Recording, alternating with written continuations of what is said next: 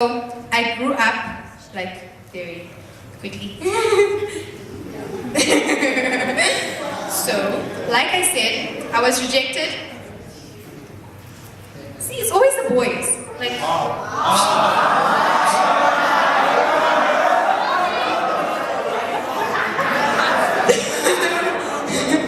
did I have to tell the girls keep quiet at least once?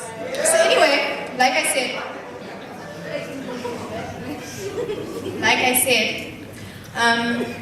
yes, I was rejected from the time I was in my mother's womb. The day I was born, my father refused to take my mother to the hospital. He abused her first, then took her to the hospital. I was born, he didn't ask about me at all. My mother gave birth, I was fine. He didn't carry me for about, I think it was a week or something. And then the one day, the domestic saw him carry me. And I grew up witnessing abuse firsthand, like right in front of you. And not just punch slap. I'm talking choppers on the head, choppers on the head, bricks thrown at my mother's clothes getting burnt in front of me. And I must say one thing that I'm grateful for is my granny. Because there's power in a woman's prayer, ladies.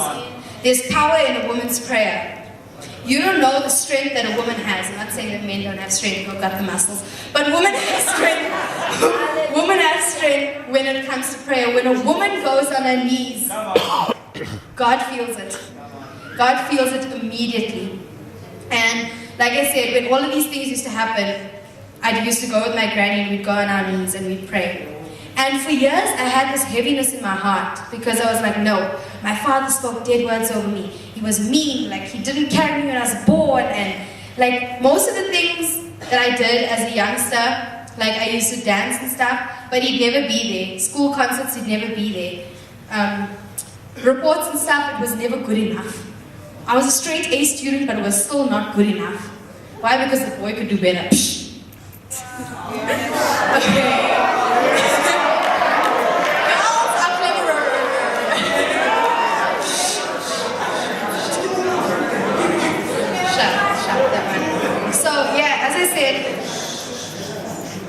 For years I had this heaviness in me, and that heaviness was that I didn't forgive my father. And only after I forgave my father did I have a spiritual breakthrough. And one thing I'm absolutely grateful for is actually Tag, because Tag changed my life. Tag completely changed my life. Like, I never used to come to church and stuff, and then, oh yes, let me like rewind a little bit. The reason I started coming back to church was because a friend invited my little sister to church. Now, some of us look at 10-year-olds and you guys are like, what can he or she do, man? They're so small. But my sister brought my whole family back to church. Amen.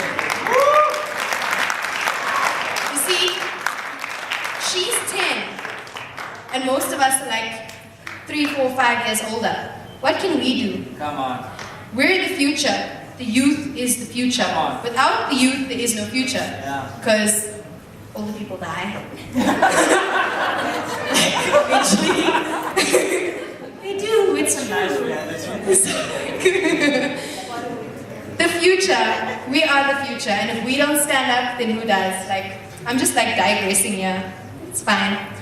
If we don't stand up, who will? Like, it's a struggle. We all want a revolution. The same history struggle with apartheid.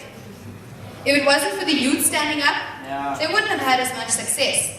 You see, we're young. We're going to take over the world someday. We're the future lawyers, doctors, businessmen, etc., etc. And if we don't stand up, who will? Okay, so, like I said, I've digressed a lot.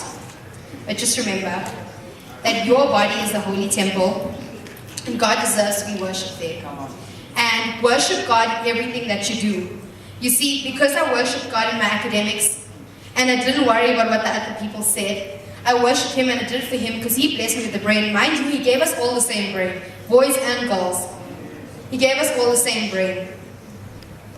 But I chose to worship Him in my academics. And I reaped the benefits. I succeeded. Yes, thank you very much. I succeeded. Everything you do, do it for God because God's worth it. Like I said, worship to me means worth it. He brought you here, He'll take you away. Like I said, next year brings a whole lot of change for me.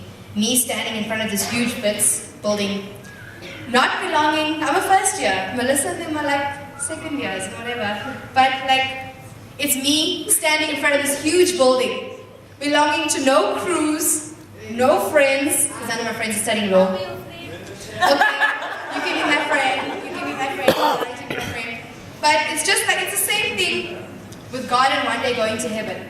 Your friends aren't going to be there. Your friends aren't going to be there. So what you did with them doesn't really matter. What you did for yourself mattered. You need to stand up for what you believe in and stop being influenced and rather be the influence. So, thank you very much.